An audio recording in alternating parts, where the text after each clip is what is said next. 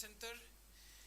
You know, always when you start the event, you have these words. It's a pleasure to welcome you, but there's almost something nostalgic. It's almost Martin Center has had activities already post-COVID, I would say for 1 year, but this is the first time for 2.5 years we have in our conference room, and even if it doesn't look like, you know, we have even limited the crowd, and so it's happy to have you here all.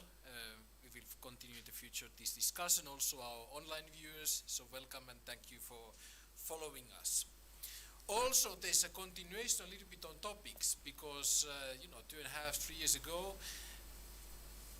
EU-UK relations were one of the more big topics of the discussion, the whole issue of Brexit and all related. Of course, now we are kind of wishing that we would have today the challenges we had 2-3 years ago. But nevertheless, so today we are going to speak about EU. First of all, you know, what is the state of play in UK? What is happening with our, from EU points of view, a little bit lost friend, hopefully not for long, and of course with our relations with United Kingdom.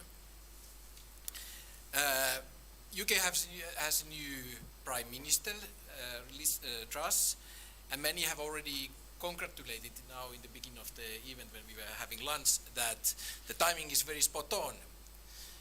The new government or Prime Minister has presented her economic plan, and there's a market reaction and some turmoils which reflects the nervousity of the whole situation due to the economic conditions, the energy crisis, and of course the war in Ukraine. But we can very clearly see and say that there is not much of the honeymoon. And of course, we have no doubt we will discuss with our panel a little bit what's the, as we, you know, Martin Center is the political foundation, so we will discuss a little bit what is happening in the political landscape in UK, maybe with Conservative Party. I think they have now party congress in the upcoming weekend. Yeah, and also with the Labour Party, and then of course the economic challenges. Now during the last years, what has happened, of course, is the whole Brexit. We have a war in Ukraine, and that has been, with all this gloominess and all the worries, there has been a silver lining on, at least from the continental point of view, how UK has engaged, being very clearly with the United States, I would say, on the leading voice on determination to support Ukraine, also with the military equipment, all of that. And I think in Europe it has been noticed, especially in the eastern flank of EU. You know, coming, just giving an anecdote, you know, coming from the north. Me personally, there's Sweden and Finland had joined the NATO, but there was a lot of nervousity on these countries. And in the moment, just before those two countries left the application, of course they were concerned how the Russia and Putin will react. And it was well noted that it was not during the French presidency, it was not actually Macron who came to Stockholm and Helsinki to make a statement of the support. It was the Boris Johnson, UK's Prime Minister, and of course Germany and France. I'm sure that the support would be there, but of course the symbolic gestures have big meaning, and it was clearly noted. And so, long story short, you know, UK with this role which it has taken in this crisis, I guess it is offering now opportunity, and I'm sure we will discuss about it. But of course we have the remainers of Brexit still to be reflected. So what has happened? On the other hand, all these crises created a situation where the negative atmospherics related Brexit maybe were somehow forgotten, but has there been really improvement in our EU-UK relations? What's the way forward? And also take into account that, you know, the so-called divorce was not totally clear. We have now the Northern Ireland Protocol and all the related challenges, and so that can be a little bit a hindering stone in our future, in the future development of our relations.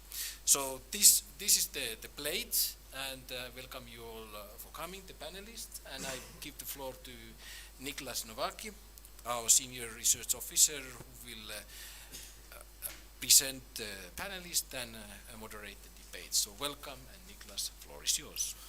Thank you so much, Tommy, and welcome also to everybody on my behalf. Thank you so much for coming today. Welcome also to our online audience, like who are joining us via the live stream on YouTube and the Martin Center website. As Tommy already mentioned, my name is Dr. Niklas Novaki. I'm a Senior Research Officer at the Wilfried Martin Center, and I will be the pilot of today's discussion. So I'll make sure that we'll have a smooth and a pleasant discussion and a flight.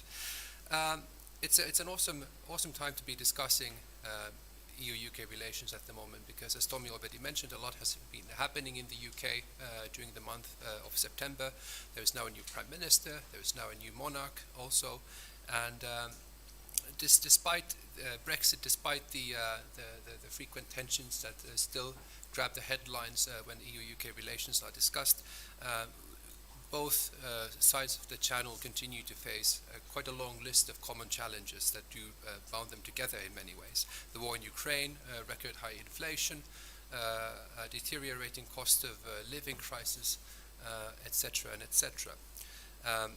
So given these changes that have taken place in the United Kingdom, given the long list of challenges that we now have, it is the perfect opportunity to just discuss a little bit and reflect where the EU-UK relationship might be heading in the coming months and years under the leadership of Liz Truss.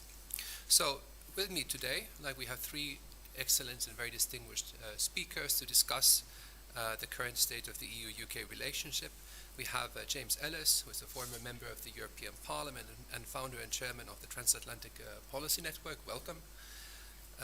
We have Professor Richard G. Whitman, who is Associate Fellow at the Europe Programme at the Chatham House, a think tank in London, and also Professor of Politics and International Relations at the University of Kent, my own former alma mater as well. So welcome, Richard. Pleasure to have you here. And then last but definitely not least, we have Sandra Kaduri, who is the founder and director of Keeping Channels Open initiative. Welcome, Sandra. Very nice to have you here as well. Just a few words on house rules today. Each speaker will have about 5 to 7 minutes to deliver their opening remarks. I will keep track of time, and I will be handing out red cards and yellow cards. I will give a 1 minute yellow card, when we are approaching the deadline, and then a yellow card, meaning that you will be out, once you've passed the 7 minute mark. We will then have an open discussion and a Q&A with the audience, both physically here and then also online with those who are joining us via the live stream. Online viewers can ask questions via Twitter, for example, by using the Martin Center Twitter handle, or by posting comments on the YouTube live stream website. So as already mentioned, the event is live streamed. We're going to be on the record today, so this discussion will not be held under the Chatham House rule. The flight time today is approximately 1 hour 30 minutes, and we'll be arriving at our destination at approximately 2 o'clock. So I wish you all of you a very pleasant discussion, and I will pass now the floor to Sandra. Please. Thank you very much. Well, obviously, the new Prime Minister Liz Truss, she's the fourth Prime Minister in the UK in 6 years, coming to power on a promise to unite the party and address the cost of living crisis. So we've all seen the economic plan, a sort of libertarian agenda there, creation of investment zones without regulations, lots of borrowing and cutting taxes in the wealthier bracket. And also she's there to continue the Brexit project, of course, with a bonfire of regulations. Obviously, the UK is still keen to show it's doing things differently on the global stage. So she will be continuing that effort. And she is clearly a bit more pragmatic than Boris Johnson, perhaps, and a bit less charismatic. But I want to really just say a couple of things now about why it is a good time for the UK to mend fences with the EU and to pursue a closer relationship for several reasons. One, it is this time of great change and difficulty in the world, and also in the UK, with the Queen's death, the new Prime Minister, and a spate of crises that really show that we need to cooperate well together. There's also a good moment with relations with the EU because it seems that there is a desire from the EU as well to unfreeze the relationship, which has been stuck since February. And this is the committee meetings, and because of the Northern Ireland Protocol legislation, things were really paralysed in the last several months. So there's a good moment here where everybody is saying, let's give this another go. I think bilaterals have not been enough for the UK to double down on. I think they've realised that actually a relationship with the EU is necessary, and the bilateral relationships will only take them so far. And there is a sense in the UK that Brexit's not going that well. And I think that is even across government, in the right-wing media, and the Telegraph as well, and also among the population. There is definite polls that say Brexit is not being handled well. And, you know, you'd have to be a little bit head in the sand not to see all the stories from business complaining about all the extra bureaucracy, as well as all the other issues that have come with leaving the single market and customs union. So I think the public themselves might want a closer relationship. For economic reasons, I think there has been damage to our trade relationships and to the economy, which I think that given that Truss says she's a believer in free trade, I think they will want to see whether they can remove some of those obstacles with the EU. And migration has come up as well, the government acknowledging that migration is good for growth. So since we have labour shortages from the lack of EU nationals in the country, specifically in hospitality or agriculture, also the health service, there may be some movement there. For security reasons, it's really important the UK maintains closeness, and we've seen with the Ukraine war, coordination is key on military support, on sanctions, on cyber, on building the resilience, and all these things, Truss will be very keen to build upon the reputation that the UK has grown since the beginning of the war. It is a stalwart defender of democracy and freedom in Europe, of Ukraine and their sovereignty, and to counter Russian aggression. And Truss has made a very big deal about this. So I think she's going to want to continue that, and in doing so has to have good cooperation with the EU. Now, at the UN General Assembly last week, she mentioned the need to contribute in this level, also for security reasons, but she mentioned the Joint Expeditionary Force, and she mentioned NATO in Europe, and she didn't mention the European Union, and I would really like to see that change, and the EU being mentioned as a force for good and a good partner by the UK in public fora. Soft power influence of the UK, they are really keen on it in all their strategies. We want more influence, we want deeper partnerships, we want to create a network of liberty. Well, in that case, let's have a good relationship with the EU for all those reasons. There would be pressures for Britain to be a force for good as European Britain, not only global Britain. And I think this united front needs to be further developed. Another reason to get closer, the US.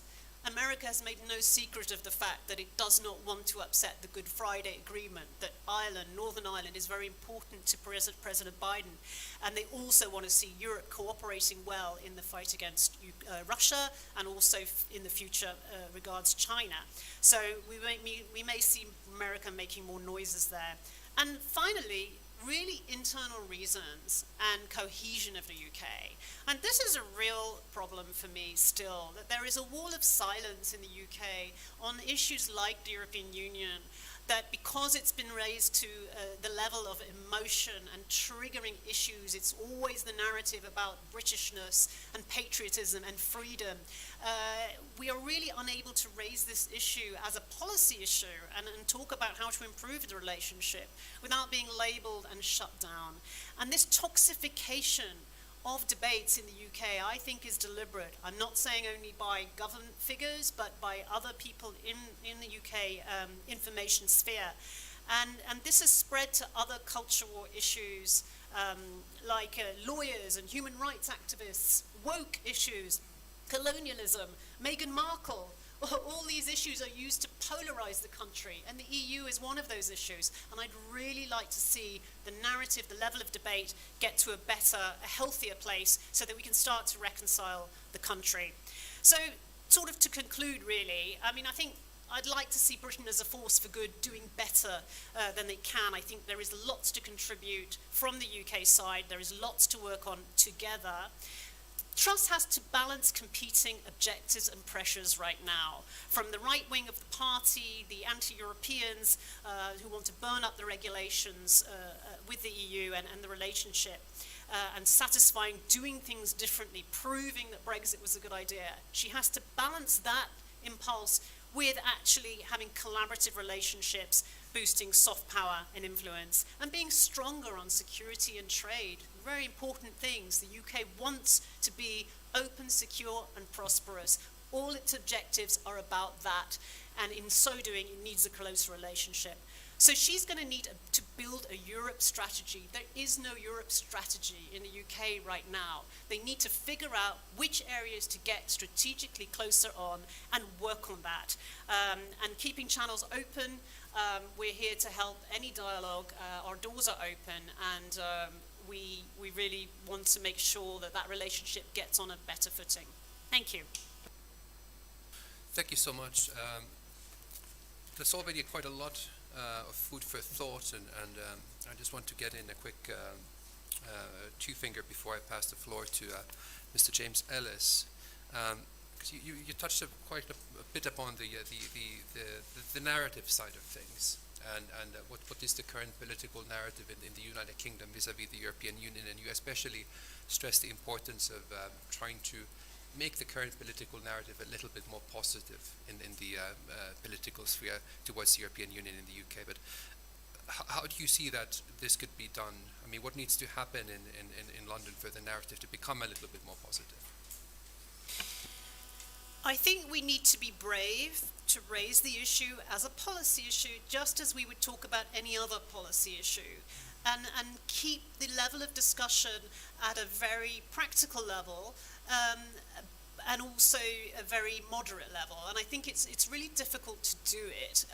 But I think, for example, if you look at the hustings of the final two contenders for the Conservative leadership, I watched a Sky News debate for 2 hours, and not once did they ask either candidate what their position on Europe was going to be. Not how to resolve the Northern Ireland Protocol, how to avoid a trade war with Europe. No, nothing. Sky News. Times ran an article about labour shortages in the UK, two pages long. Not one mention that Brexit might have something to do with that, alongside COVID and other issues. So when you've got this kind of deliberately not mentioning this issue, you've just got to be brave and tackle it, and really just say, look, we're just trying to improve the country. We're just trying to help us get out of some of the mess that we are in and that Europe is in. That's what we all want. We have common ground there. That's what I would do. James Ellis, please, the floor is yours. That's good. Food for thought. There's no food left. Right. Thank you very much indeed. Listen, I'm very happy to be with you. It's my personal view I'm giving to you. I'm not an elected representative anymore. And you'll see that I'm an optimist, but also a doer. I wanted to, in my 7 minutes, put it into 3 categories for you. Why we've got to where we are, the background to the evolution of the Conservative Party and where we are. Secondly, what are we going to do about the current issues which are in front of us, Britain, Europe. And thirdly, looking to the future, because I think that's where the key to this particular question lies, about bridging the channel or building another tunnel or whatever you like to do in terms of linking ourselves to the UK, to the continent. And I say this, by the way, as I'm president of the Henley Conservative Association, so although I'm not a very active member of the Conservative Party, I'm still a member, and I do, though, have a very strong pro-European bias, so it is possible to bring the two together. First, on the background. There's been the shift that I experienced as a parliamentarian for 30 years, between 1984 and 2014, of a shift to the right, to the Eurosceptics, and what we've seen in the Brexit referendum was the victory of the Eurosceptics, of going on it hammer and tongs, and so the gradual Europeanness of the Conservative Party has dwindled. But secondly, in the Brexit referendum, it wasn't won by much, but the interpretation of that of the Conservative Party in government has been much harder line than it need to have been. And what we're left with is the ultimate result, as Michael Heseltine said, if it's the Brexiteers who won, it's the Brexiteers who have to run the government, and that's what we've had now with obviously Boris running it 2019 and now Liz Truss. shaping themselves up to run Brexit as an economic growth argument. You read Dan Hannan, you read the whole lot of them are the classic liberals, on not all of them who voted leave felt like that, but it's very clear from that part of the Conservative Party which is running policy today that they saw that this is a way of breaking the bonds of European regulation, the ossification, the lack of productivity in the UK economy, and that's where we are today with someone, and that's my third point, who, as Andrew Marr said in his article in the New Statesman, don't always read it, but it was interesting to read his article, of saying she's an attacking, aggressive politician, and that you can see every moment that she's doing it, this is her solution, and so you can expect her to stick on that. But I say that, and I end that, therefore, the first part by saying with a proviso. She has to keep the parliamentary benches together. She won the vote in the party by 57%. I went to both the hustings of her and of Rishi Sunak.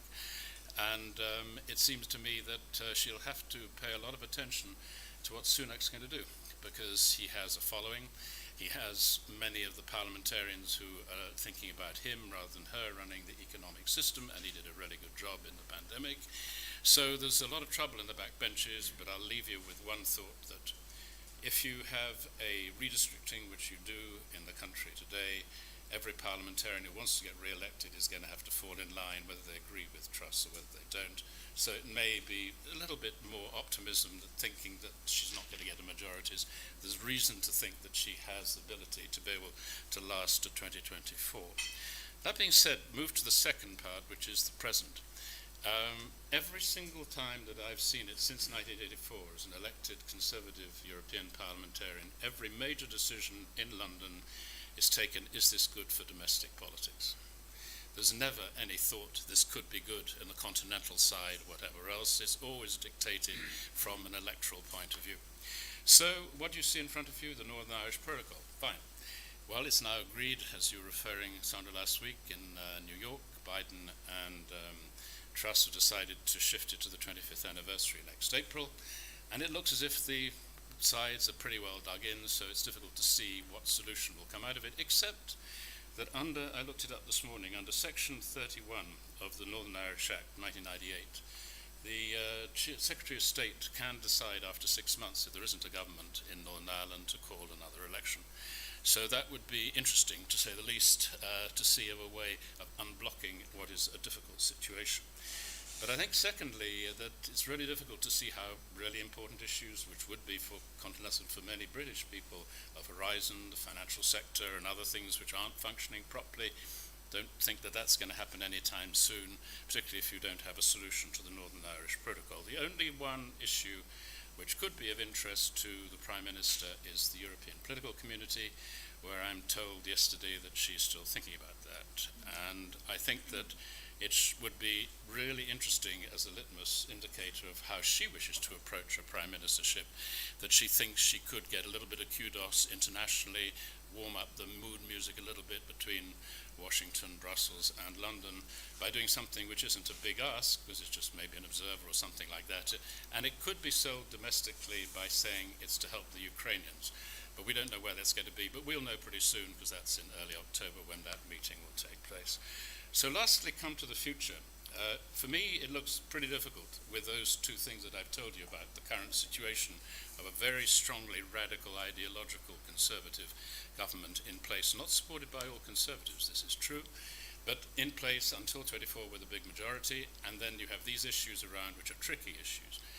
The only way really to begin to think about it is the TCA, which will have to be renegotiated in 2026, if I remember correctly. Why not put the political security element into that and plan for it? Because I'm told informally, even Lord Frost is interested in this. So if he is interested in it, there might be something then to push that along a bit, thinking if you're along to the mid-20s. But I think that you should look towards the 2030s and beyond, because the major issues which affect us, whether they be digital, whether they be environmental, like net zero by 2050, or on energy, we need cooperation. We need to be able to cooperate together. And looking at in the 2030s and beyond, the only unfortunate political leader that I've heard so far was Starmer yesterday in his interview with Koonsberg, who said, we've got a philosophy for 2030. I said, yeah, well, I think the government better start thinking about 2030 too. And my last point is actually the Wilfrid Martin Centre has been fantastic, and I'm very happy to be with Tommy and others because they've been supporting a project which I and others have been fostering in the Conservative Party for moderate conservatives called the Ideas Network 2030, which is linked into ESPAS and long-term trends to encourage a younger generation to get involved in the political process, because these are big ideas which are going to affect them in the future, and I think that's the way we'll get the bridge across the channel. Thank you so much. Just before we move on to Professor Richard Whitman, I wanted to ask you a follow-up question on something that has already been discussed quite a bit in Brussels and probably also in London, and that is the idea coming from Paris of setting up a European political community in order to enhance the EU's relations with non-EU European countries and perhaps give them new type of opportunities and possibilities to participate in different areas of EU cooperation without actually giving them full membership. Is this something that is getting any interest from London, and if not, then why not, and why wouldn't the UK be interested in this French European political community idea? Simply because if you're running a government with a lot of people who don't like the idea of having anything to do with Europe or the EU, it's a no-brainer that you don't do anything. However, you can see if you read the Daily Express, and I do read the Daily Express from time to time because I need to know what these people are thinking. If they start attacking something, they know that it might be happening. So I think that having seen one or two articles saying it's a bad idea to go to the European political community, it might well be that the government's moving to a position where they're saying, look, we're interested, particularly when Macron has said very clearly we need to work on energy together, and that's a really good framework to be able to do it in. I think economically, if you're looking at it from an energy agenda, it's a win-win. It's an absolute yes. So I think that's where the Prime Minister is today. She has different pressures on her, and the economic, political, security side is saying yes, and the other hardliners are saying, what do we want to do that for? Thank you so much. Professor Richard Whitman, the floor is yours, please. Thank you very much. Thanks for the invitation, and it's great to have the chance to bridge the channel, or channel the tunnel, as I did. I'm not going to focus on the domestic political issue because that wasn't my brief, but perhaps as much as I can say on that is to borrow or paraphrase the words of Emperor Hirohito, in that sterling and the UK government's guilt situation has developed not necessarily to the UK's advantage. And I say that because it means that I think domestic politics issues are going to weigh very, very heavily for the government over the next few months, which means that we don't necessarily, I wouldn't necessarily expect the government to be making any dramatic move on things EU. So the brief for me was to look at the foreign and security policy area, I think, because this is an area in which one might expect that there is some promise in terms of warming up the relationship, and I think it remains possible. But I would also say there are significant constraints in doing so, not least because, of course, as we're all aware, it wasn't an issue on which there was agreement in the TCA, even though that had been envisaged in the political declaration. And I think getting a new agreement is a low probability event, not least to a lack of UK demand, and I'll talk about why that's the case.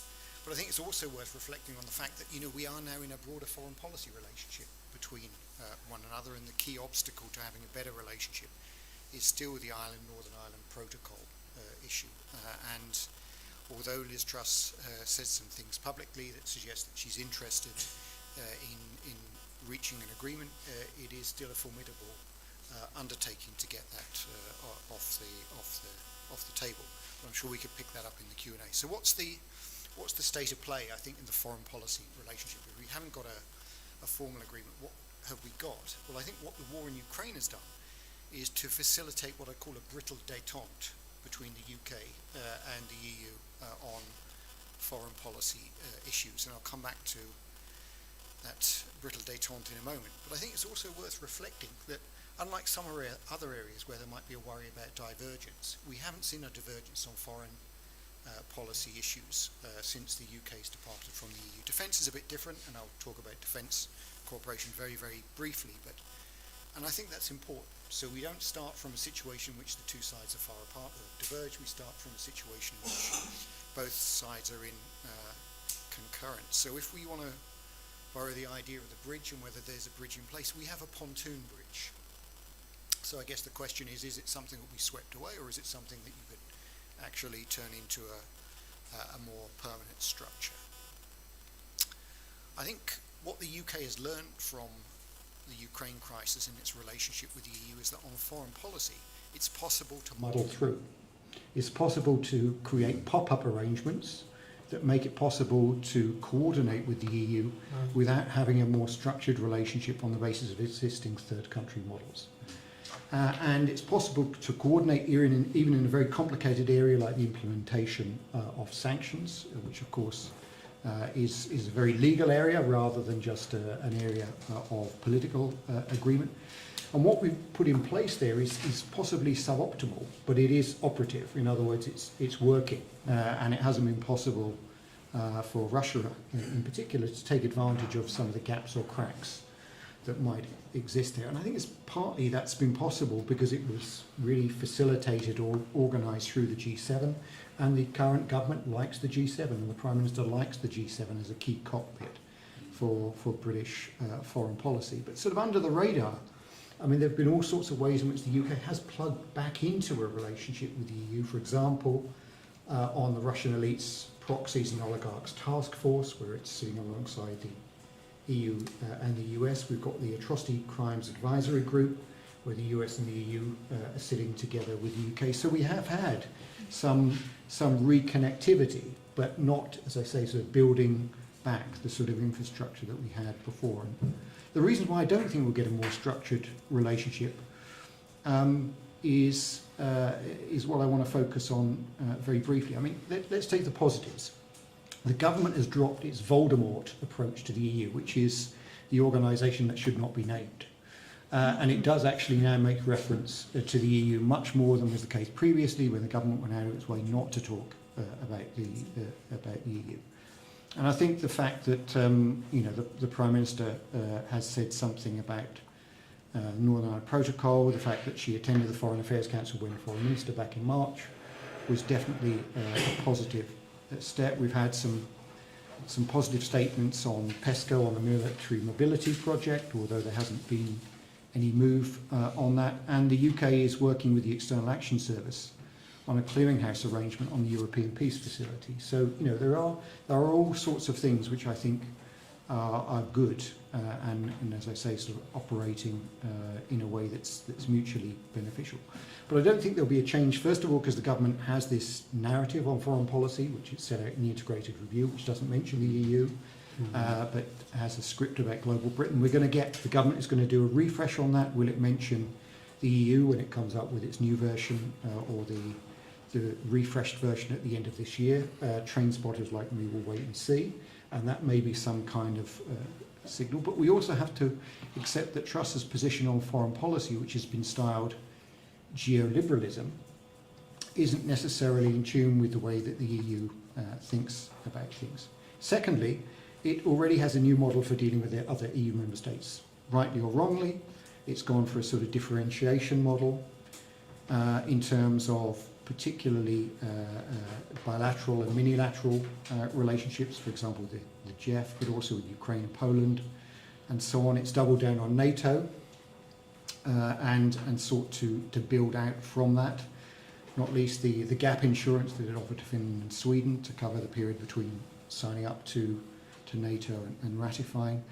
But some other structures have atrophied, like the E3, for example, which is really sort of withering on the vine. So I'd kind of encapsulate what the British government's interested in is a form of plurilateralism, and I think it's worth recognising that the UK government wants to do things in a different way from perhaps the way that some people inside the Brussels Beltway might think the UK should do things. So we have to think about our strategies in this way.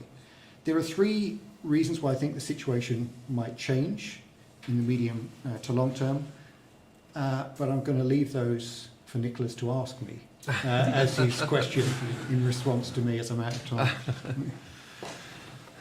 Well, indeed, I mean, that would be very interesting to know, I mean, what those kind of 3 points are. But in addition to that, I mean, it's something that came to my mind while listening to your comments was, because the UK does cooperate quite extensively with its European partners in the area of security and defence, not only in the framework of NATO, but also like through frameworks such as the Joint Expeditionary Force framework, also in other frameworks like the French-led European Intervention Initiative. So what, if any, kind of, in your view, would be the added value for Britain for perhaps cooperating in a more structured way with the European Union in the framework of its, let's say, common security and defence policy? I mean, would there be genuinely kind of anything that Britain would find of like interest or value in that cooperation? I think, as I already suggested, you know, it's not immediately obvious to the British government why there would be a direct benefit from doing that, but I think it's part of a package. And for me, a key part of the package is what we do with Russia and how we think about our collective approach towards Russia through the war and beyond, because we'll probably be in a situation in which we have to think about a containment policy towards Russia, which is going to have a societal, political, economic and military dimensions. And there are things that the UK can't do on its own, even though it's going to continue to support Ukraine militarily in financing terms, equipment terms and training terms. I have absolutely no doubt that that will be the case. But things like macroeconomic support for Ukraine, I mean, that's going to be the EU. It's not going to be the UK. So I think in that space, thinking about Russia, I would think, you know, ways of working together and coming back together for specific purposes and projects are likely to be the way that you will rebuild the relationship, rather than thinking in terms of what structure can we build and then what can we run through that structure to get. So, and that also plays in, of course, to the sort of British approach in terms of pragmatism.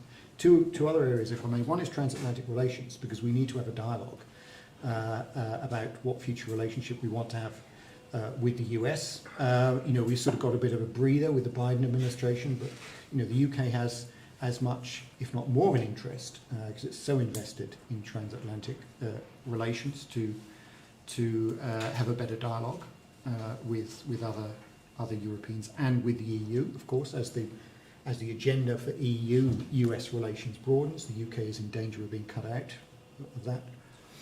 And I think also, lastly, if I may, the whole strategic autonomy, European sovereignty agenda. I mean, the UK has its own version of this.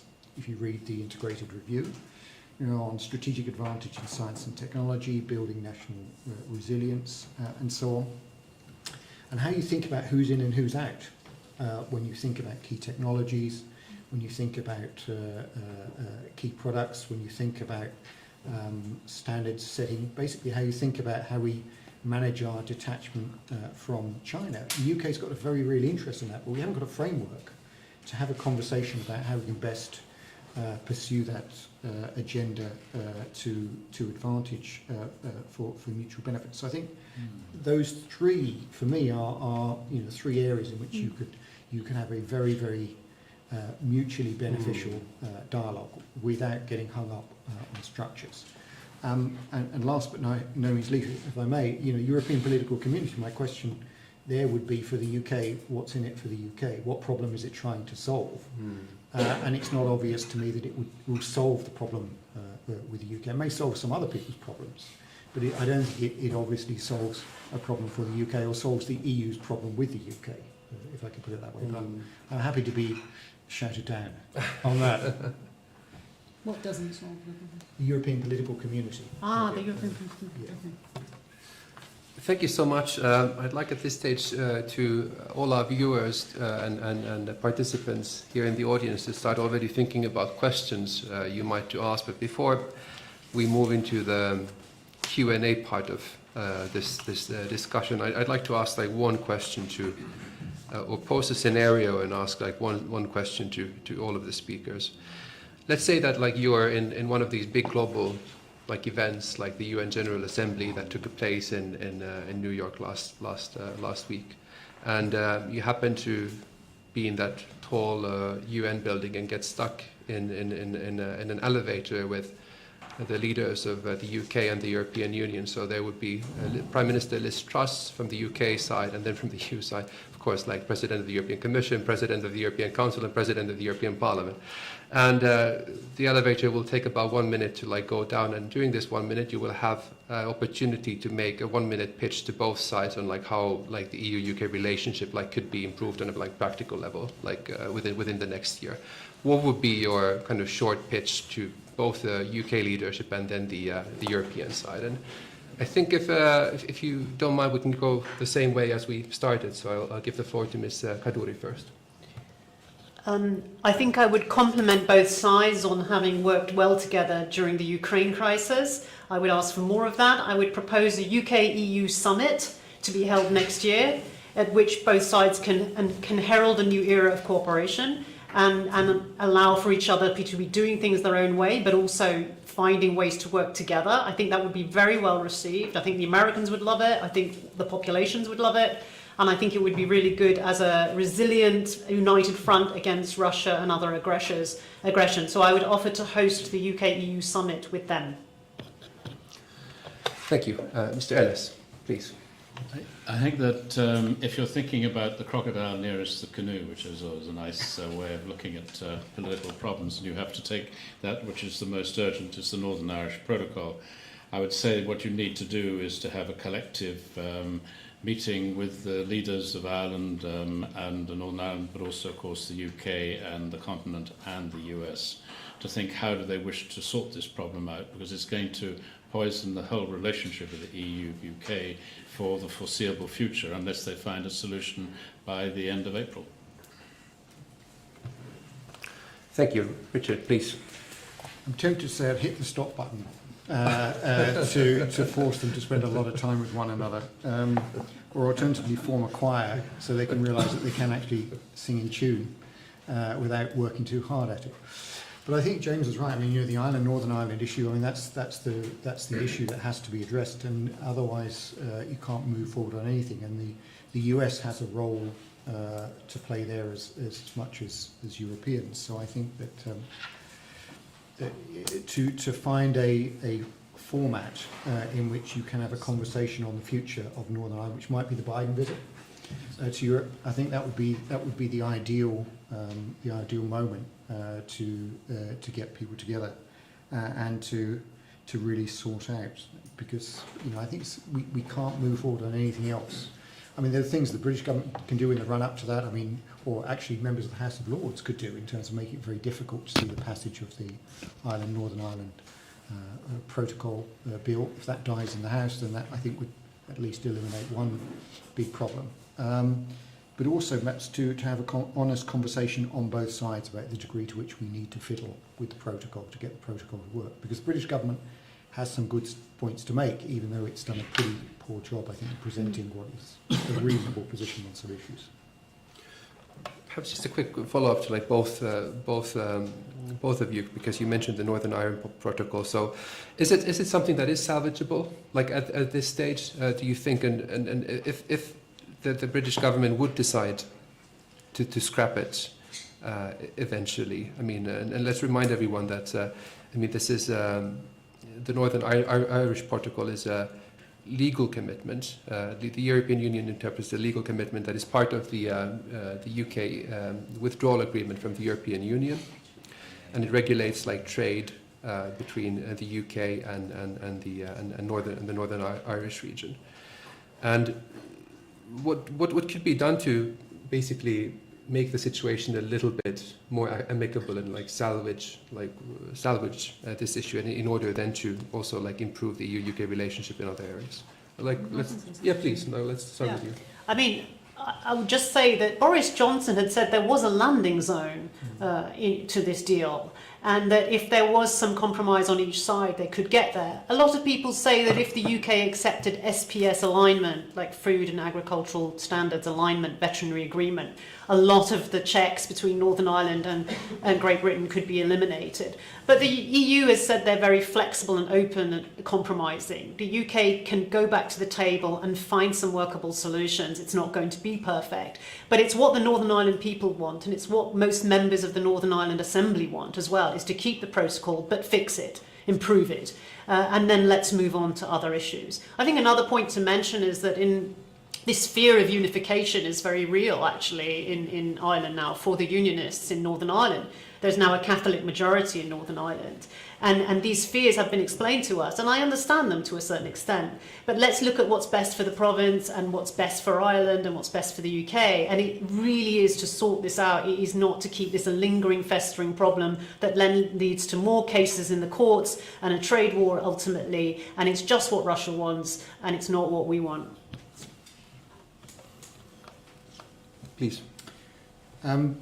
There is a deal to be done, and I mean there are some tricky long-term issues, but that's why we've got a set of institutions which are in place to allow us to keep continuing to talk about the withdrawal agreement implementation issues as well as the TCA. I mean, I think the deal to be done broadly is that the current government needs to scrap the protocol bill, or at least see the protocol bill died. That the EU needs to move much more in the direction of thinking about risk and the single market and things like trusted trader schemes and how those can be made to work, and also the idea that's around for different channels for the provision. I mean, there are very, very workable solutions, and we're within touching distance, I think, of making the issue, if not go away entirely, but at least make it manageable. And I think essentially we've managed to make the trading relationship work so far because the Commission and the EU member states have been willing not to see full implementation of the protocol. So we've demonstrated that you can get it to work with some flex on both sides. And that to me gives me hope that we can actually make it work if you can just get the politics aligned. And I think the current government's going to have more than enough to do with all its domestic political agenda to then open another front with the EU on the protocol would just be absurd, frankly. Mr. Ellis, like we are literally falling into pieces. Mr. Ellis, would you have any kind of comments also on the Northern Irish Protocol issue? Let's open the conversation after. I think I have nothing else to add. Okay. So, ladies and gentlemen, people joining us also like from online, like would you already have some questions? And I see there's also a handsome gentleman like there in the corner, like who wants to ask a question, so please. Yeah, thanks. Just on the market sector, I think it's interesting that one issue that hasn't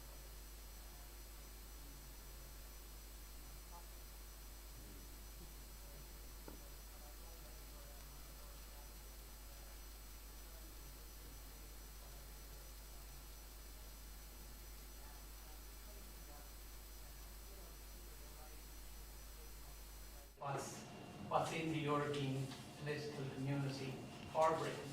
But I'm just wondering if the new British government sends a signal by not joining the European political community, what impact will that have on domestic Scottish politics? And it might have a very, I suppose, uncertain effect on how a referendum might go on Scottish independence in the future. Just to come back to Northern Ireland again, I suppose we can all agree in this room that there's a deal to be done on the protocol. But just to restate that the protocol is supported by the majority of people and businesses in Northern Ireland. So we need to take that in mind as well. Thanks. Any other questions this time? Please, there. Well, we'll take you. I saw you first, and we'll take you first. And we'll take a couple of questions like this round. So I saw like Gavin had a question there as well. Oh, there. Okay, please. Chair, thank you. Mark Johnston, Independent. Richard, first of all, just thank you very much for for describing the protocol with its proper name, often forgotten, but it explains a lot. My question, I'm still not convinced there's anything to worry about.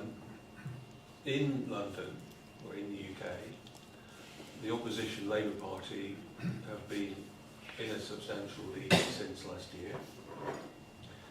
In July, Keir Starmer's speech on Europe committed to 3 specific things: respect for the Island Protocol, cooperation on work and arts visas, touring artists, and a so-called SPS agreement, so harmonisation on food and farming. So despite some of the rhetoric at the top of that speech, that in its, those 3 things together are still already quite a substantial commitment.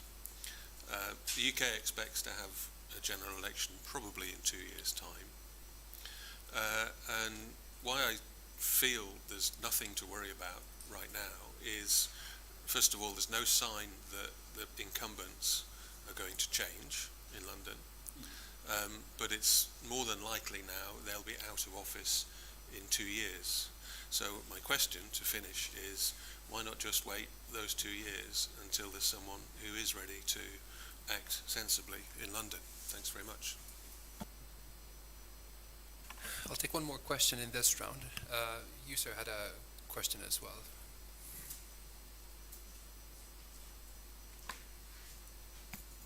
Yes, I have an economic question for you. This Truss has announced a radical tax cut program worth of 51 billion euros, and this is quite the opposite of what Rishi Sunak would have done. So I always wonder how in one party such fundamental differences in economic policy can coexist. But my question would be, how will this affect British economy, and what are the repercussions for the EU-UK relations?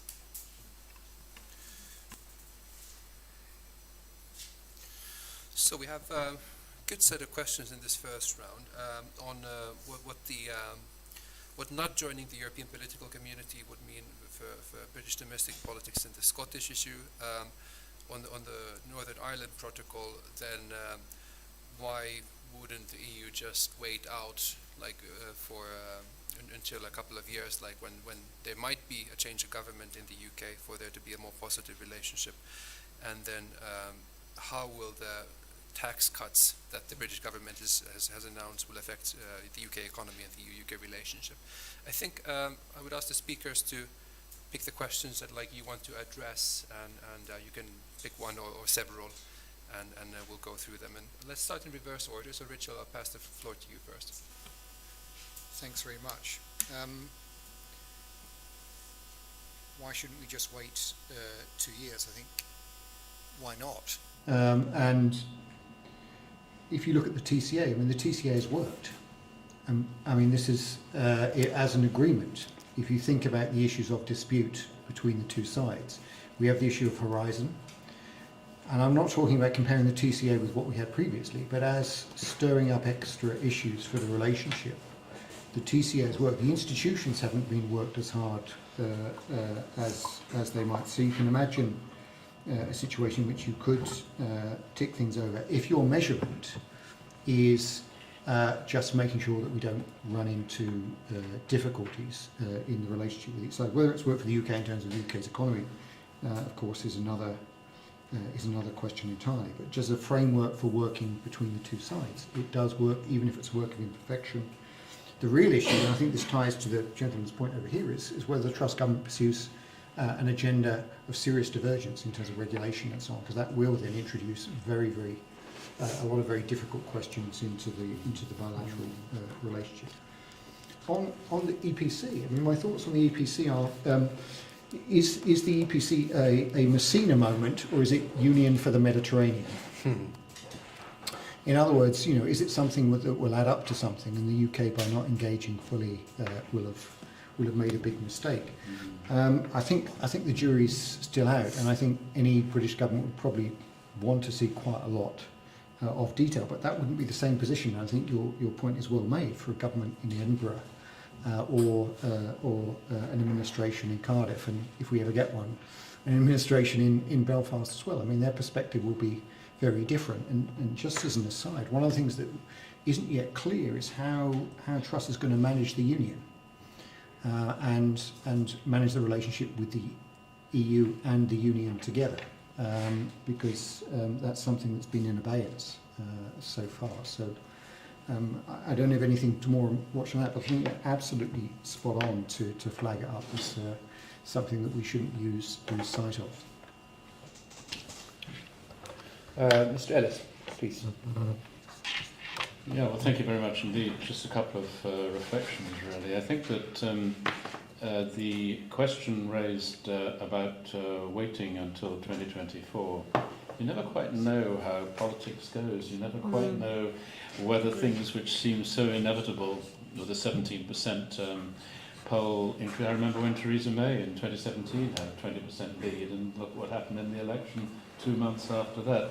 So I think the jury is out, obviously, on Liz Truss's dash for growth, on the risks which we can only see only too clearly. On the economic side, we don't quite know how that's going to go through. We know that tax cuts always takes a little bit of time to feed through, and how the economy is going to react to that. But I think that the testing time, and we will know the answer to your question probably, is this time next year, when we've been through the May elections, which will be very sensitive for MPs. And I said, if you remember my opening remarks, I think her future will depend on if she can keep the majority together in the House of Commons. And if they see up north, Jake Berry and others, that they're going to lose their seats because they're not actually having enough kind of traction on this tax cutting agenda, then her majorities could be very difficult to get. And as there was someone, Witt, who was saying, well, Brady is beginning to get letters for another election. And I thought, please spare us in the Conservative Party from another election, which goes on for 2 months, and where basically 150,000 people then decide who the next Prime Minister is going to be. It must be reversed, in my view, to have the MPs who have the final say on who's going to be there. Otherwise you get into this situation where Truss never had the majority of the MPs voting for it. Thank you. Ms. Kaduri, please. Yes, thanks. On Scotland, I would say if I was Prime Minister Truss now, I would really be going on a charm offensive around the whole corners of the United Kingdom, because we really are quite polarised and a bit fragmented right now, and also with various different groups and communities. And fragmentation is weakness, I'm afraid. So she needs to really do something about that. I'm not aware Scotland was invited to the EPC as yet, so I'm not sure whether that will actually affect them. On the second question from Mark about why don't we just wait, I mean, clearly a lot of damage is being done. The moment needs us to work together, and the threats we're facing, whether from the fallout from Russia's offensive to COVID recovery, etc., we can't really wait. And also I would suggest the narrative needs to start to be built that cooperation is positive. It's a good thing. And I know that Conservatives are probably afraid of anything that says cooperation is good. And here I differ from Richard in a sense, because I don't think they're mentioning the European Union in a positive way. And rhetoric, and it's really important, rhetoric has to change. I mean, it does not befit a country like the United Kingdom to be throwing barbs and insults, and neither from anyone in the European Union either. And we saw this from Boris Johnson, and it really affects people in Brussels, and it really impacts politicians, and it changes the nature of the discussion, and people stop sympathising with what could be legitimate UK arguments. So the rhetoric has to change, not least because propaganda is now rife, disinformation is rife, and certainly in this Russia war as well. We need to be able to show a united front, even if there are difficulties behind the scenes. And I would also say the TCA may be working in some ways, but the committees are not meeting from what I've understood. And it needed to be built upon because it was quite a thin deal. So yes, maybe the framework is there, but there's a lot of work to do. And it really starts from a position of trust and re-engagement and sincere cooperation, and understanding that UK-EU good cooperation is part of a UK strategy for strength, resilience, economic health, and security. And they've got to begin to incorporate that into their strategies. Thank you so much. Let's take a second round of questions. And I forgot to mention this. Sorry, can I add something to what Simon Please, said? of course. I think, before we jump. It's, I think, quite a relevant reflection. I mean, that's nothing new. That's been going on since we joined the European Union in 1973, about attracting from the right wing of the party I belong to. They've consistently always, since the 1970s, always given a negative view to the European Union. And the challenge I'd ask you is, I do not know of one speech made by a leader from any party when they were Prime Minister of saying this is the EU and explaining it to people. There's not been, therefore it's nothing new of today. It's simply been part of this whole relationship where there's been a dearth of political leadership to explain to the British people what they belong to. Well, that's what that has to change, and certainly I think there are members of the Conservative Party, pro-Europeans, who are no longer part of the Conservative Party. And I think this goes to your question, that you see an increasingly atomised Conservative Party, because bit by bit they're getting rid of more and more people, and it's becoming smaller and smaller and representing a smaller and smaller group of the population.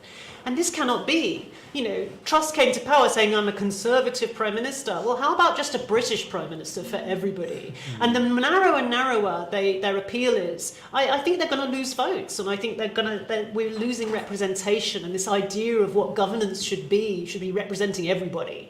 And I think the Conservatives have a problem because they've gone against a lot of their own principles in terms of economic caution and health and good sense, and also keeping the country together and worrying about the national interest. And I think there's going to be a lot more problems within the Conservative Party as we go forward. Let's take a second round of questions now.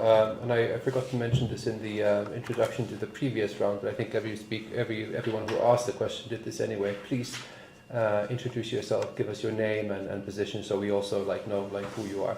I see we already have a couple of names here on the list. I'll take you, sir, as well. But before, there was one here in the back. Yeah, Garvin, please. Garvin Walsh from the Market Centre and also Conservative Home. So I've got one positive thing to say, one negative thing to say, and one that's somewhere in the middle. The positive thing to say is that, unlike Boris Johnson, Truss doesn't believe in confrontation for confrontation's sake, and they certainly want to cooperate more constructively over things, over security and even to a certain extent the Northern Ireland Protocol. The middling thing is that particularly after last week's disastrous fiscal statement, Truss is going to come under a lot more pressure from her own right flank to deliver something at the party conference next week.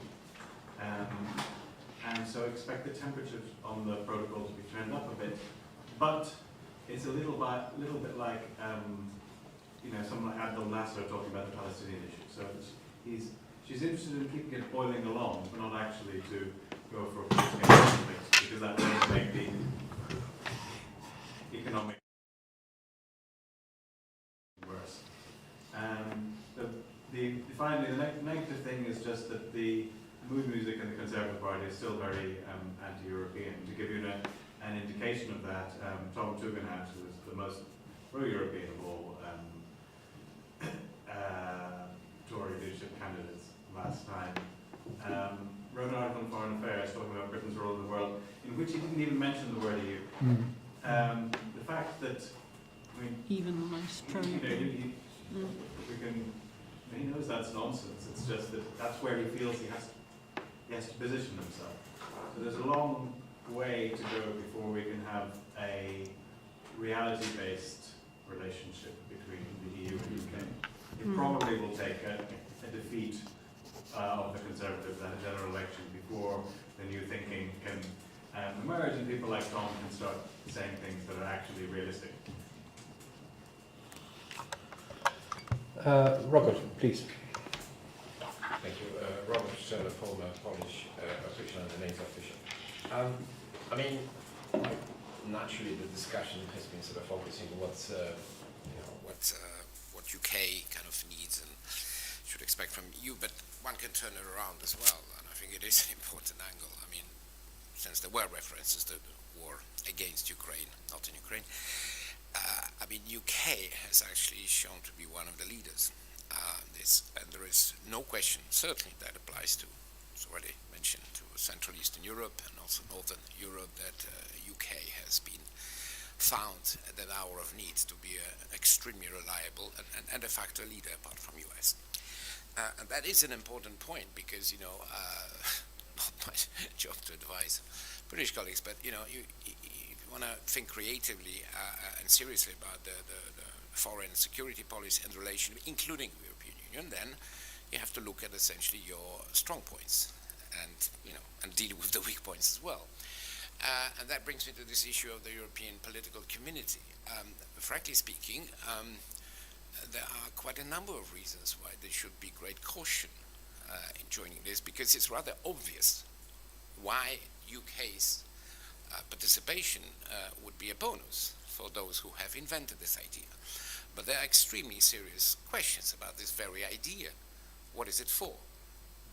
If it's nothing to do with, as some people allege, with basically keeping sort of some countries permanently outside the EU, well, then why do you need it, etc.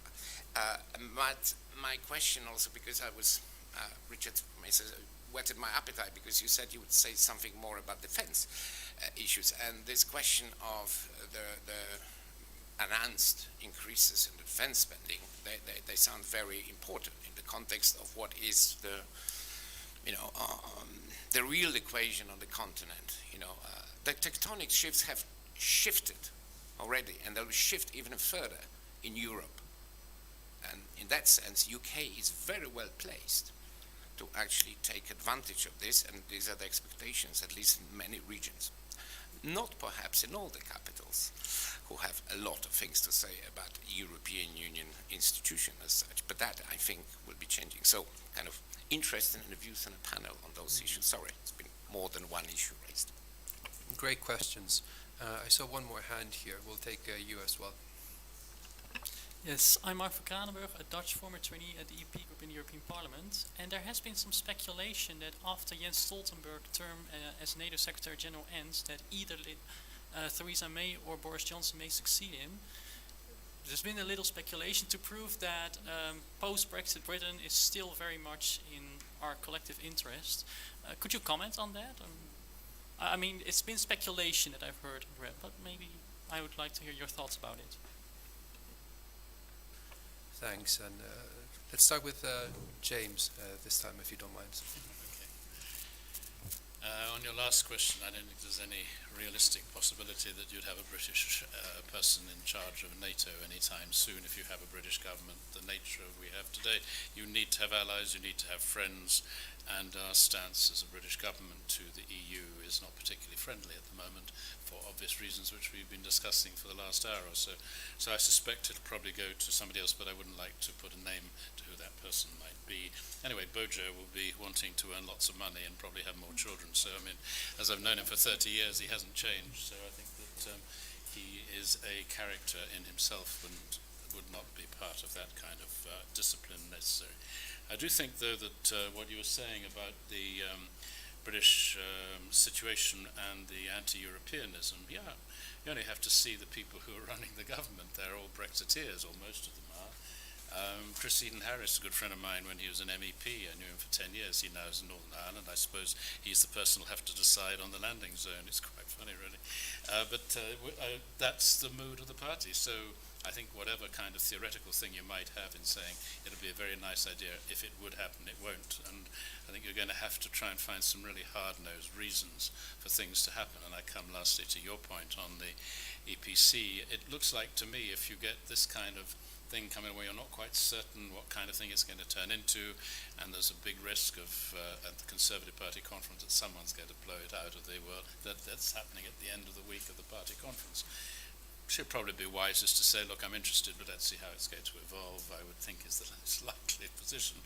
Because as you can see that on energy in particular, that would be a really interesting thing to do, but probably in 12 months' time it'd be easier to take that kind of decision. Thank you. Ms. Kaduri, please. Yeah, I was just interested, well, Garvin's didn't really ask a question, but I ask a question, which is a Conservative defeat needed before the party will actually change and reincorporate some of the people it kicked out so it can have a better sort of one nation and more responsible governance? It's a good question. I don't know the answer to that. Can it change before the next election? or will defeat actually be a positive thing? I don't know. Second, I just on what Robert said about defence, I'll let Richard talk more, but I am interested in the concept that UK is well placed to take advantage of what's happening in the world at the moment, and obviously the populist drive, the desire to do things differently, to overturn things, to change the ways we do things, our systems, our cross-border cooperation. That is certainly chiming with quite a lot of people still in Europe and the US, of course, as well. Sometimes in unhealthy ways, sometimes in healthy ways. And obviously the UK has seen the world in terms of an era of strategic competition. But however, I did notice Truss's speech at the General Assembly. She said even in that era of strategic competition, we need to work together to win that together. So it's quite interesting that while at the same time there is competition and UK could profit by no longer following the same rules as everybody else, there is still an acknowledgement that to do certain things you have to work together and pool resources, because we can't afford to do things on our own. And if we looked at the Indo-Pacific and security problems there in defence, you know, the Europeans will have to work together to say how do we help provide some measure of security in Indo-Pacific if that's what we're going to do. We can't do it by ourselves. So I do think there'll be those twin dynamics pushing the UK, cooperation versus doing it differently, and it'd be interesting to see what balance they can find. Thanks Richard, very much. please. Thank you. To Mark's question, Theresa May or Boris Johnson, well, I mean, the UK's had a good track record in providing NATO Secretary Generals, George Robertson and Lord Carrington. So, in the very recent past, so I wouldn't want to put either of those in terms of upsetting that record. But Ben Wallace would probably be a better candidate than either of those, I would have thought. But he doesn't appear to be in the running. On Garber's point, I really like this phrase, I think you should trademark it, that we need to move towards a reality-based relationship. Because clearly at the moment we're in an alternative reality-based relationship, and it would be good to move from one to the other. So how do you get from one to the other? Well, we need some sort of virtual reality-based relationship. You know, in other words, what do you do to try and alter the nature of the relationship? But part of that is to alter the perceptions of Conservative members of Parliament, which means the really hard slog of building relationships by bilateral, trilateral, all sorts of other ways, working on the backbenches is something that one really has to sort of build a cohort or cadre of those who are instinctively and intuitively connected. I think not just for the EU relationship, but I think it's one of the things that both main political parties in the UK have atrophied of, that they need more invitations, more encouragement, more time spent with one another. On Robert's point, I mean, I think the UK, I had this in my notes, but I didn't dare say it because I didn't think it was quite the right audience, but I'll say it anyway. I mean, I think the UK has taken a certain amount of contentment from the fact that its analysis in the integrated review on Russia demonstrates such sagacity. In other words, it was spot on. And that position is not going to change. And the UK is going to be one of the Russia forks. It's also in the vanguard, I think, of changing perceptions of China. And this is obviously where some governments are a bit further back in the road, but we're all travelling in the same direction. And that's, again, where I think there's room for optimism. There's more convergence rather than divergence. I think the difficulty for the UK is going to be, can it keep up the level of resource that it's demonstrated? I mean, on my figures, the UK has put as much to Ukraine in terms of military kit as the entirety of the European Peace Facility. So, you know, these are not insignificant sums of money, and obviously all the tables that come into the UK is high in the table on those. Whether the 3% GDP defence commitment is possible,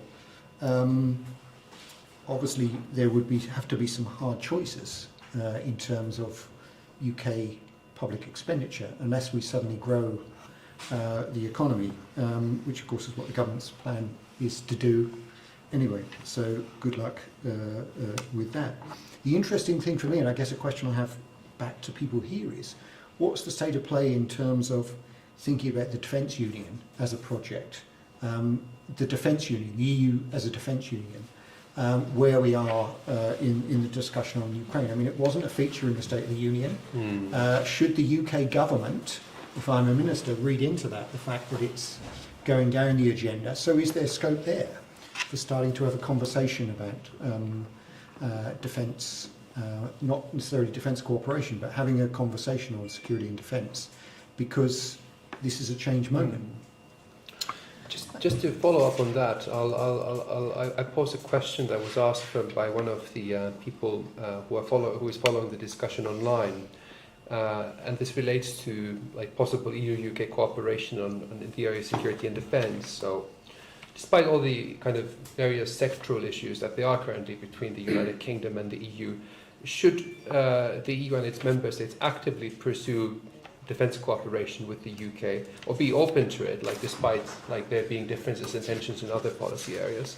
And then following up on this, how can you square cooperation in one area, or like how can you facilitate cooperation in one area despite there being tensions and issues in others? So could you perhaps have effective cooperation in one policy area and then kind of isolate that area from the tensions in the others?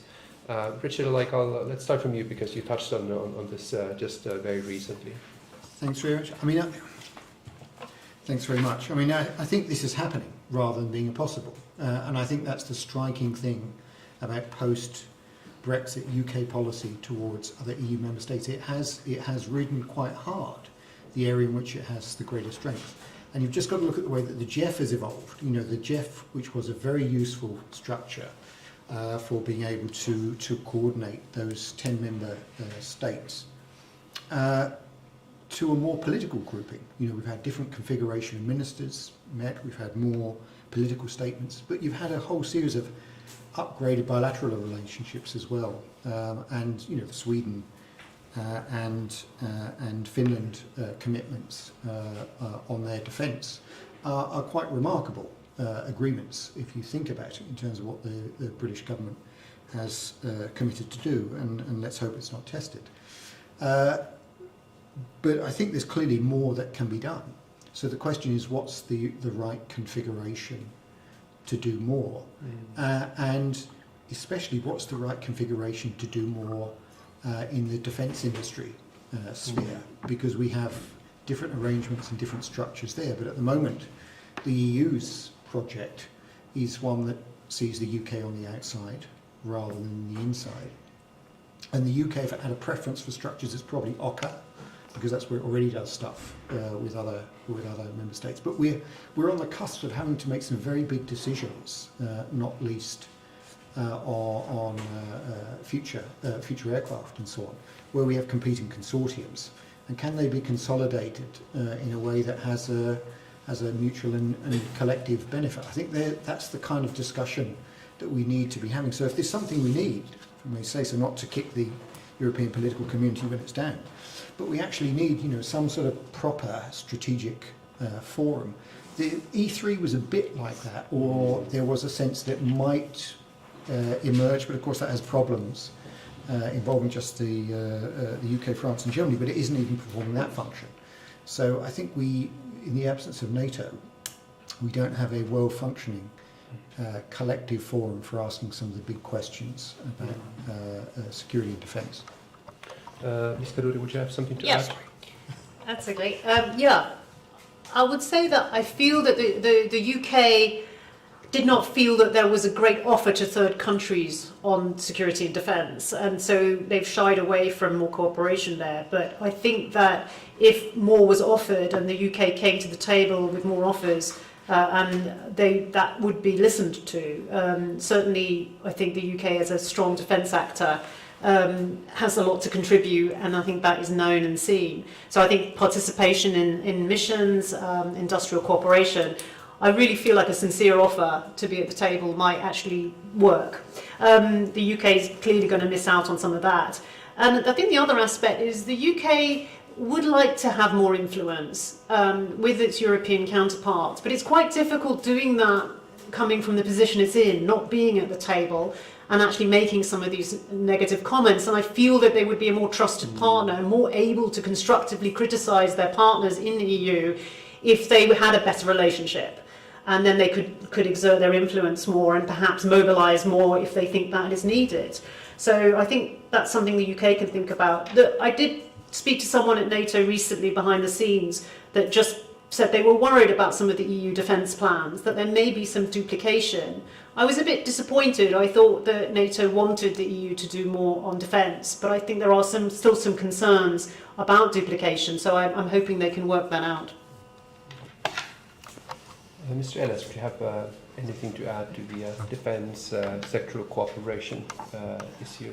Well, in my opening comments, I said I do think that this is an area which is potentially capable of being dovetailed into a revision of the TCA post-2025, and that the more work that can be done in a practical way to find practical, realistically, did you say, Richard, we should have a realistic agenda? I think that's exactly where we should be, where you can see that there are pragmatic gains without there being any constructions of frameworks and stuff like that, which are very difficult to sell to right-wing conservatives. So I think that pragmatically, if this can be done over the period of time, that won't be time wasted, and whichever government comes into power, they'll be pleased, I suspect, to be able to do that post-2024, because certainly if Labour government comes into power at that particular time, one would want to see a pragmatic agenda be deepened along the ways which have there been some ideas, as you were saying, in the summertime.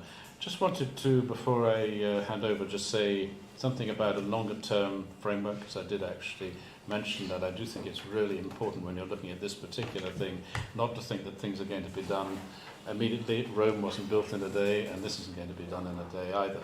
But if you're looking towards 2030, there seems to be one big idea, which I think would be a really good idea, which maybe in a second Biden presidency, I did say I was an optimist, which could be done, which is a transatlantic economic space, where EU-US deepening ties, deepening thoughts, whatever. We did have TTIP, but that's now part of the past or stuff, so it'll shape itself in a different kind of way. But that's something which Britain would very much wish, I think, to be a part of. And it's something collectively, if one had that as a longer-term goal. But equally, as we move towards 2030, I think, Sandra, you're right, that an increasing Catholic population in Northern Ireland is going to accelerate the mood towards having a vote on the Good Friday Agreement, which will no doubt stimulate Scottish thinking, if that was a thought of Ian's a little bit earlier on. And looking at the other way, we will have the rise of China, which will become the world's biggest economic power. My sense is we're so focused on Russia today for obvious reasons.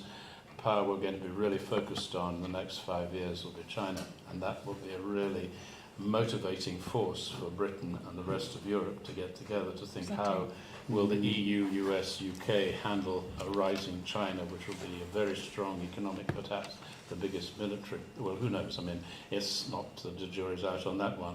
But I think that it'll find China at that particular juncture, Siberia, a really interesting place to annex in some shape or form, because it has hardly any Russians in, but it has lots of minerals and stuff like that, which they want. But nobody's writing about that now, but to mark my words, in another 5 years' time, China's annexation of Siberia, question mark, will come up in many of these fora, and we will see what happens next.